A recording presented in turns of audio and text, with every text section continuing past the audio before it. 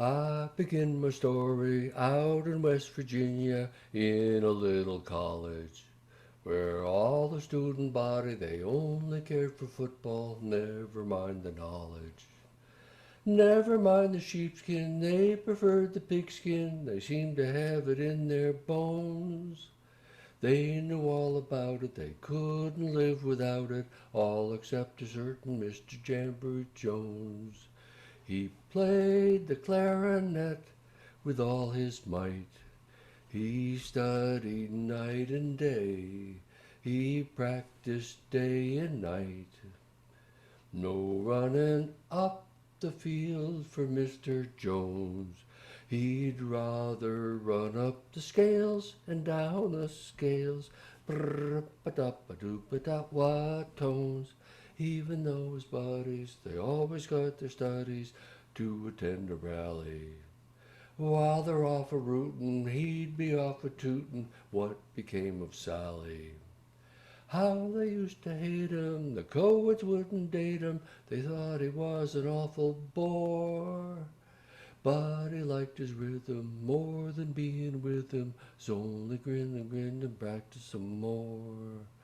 Meanwhile, the team marched on to greater fame, till they were asked to play that famous Rose Bowl game.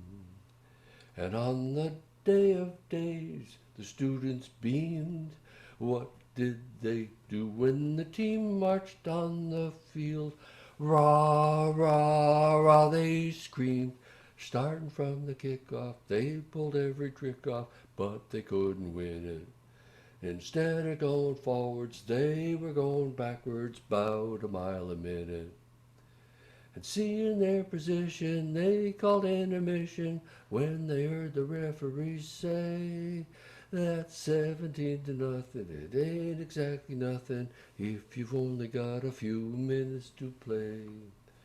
Then from the stands there came a distant wail, and it was Jamboree, a swinging hold'em yell. And then the students, they all gave a yell. The players marched up the field and down the field,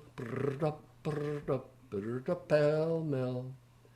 Now on that certain West Virginia hill, there stands that college still, just as it always will. And there's a picture in its hall of fame. And who's the boy in the frame who won that game? Jamboree Jones is the gentleman's name. Jamboree Jones is the gentleman's name. Jamboree, Jamboree Jones, oh yeah.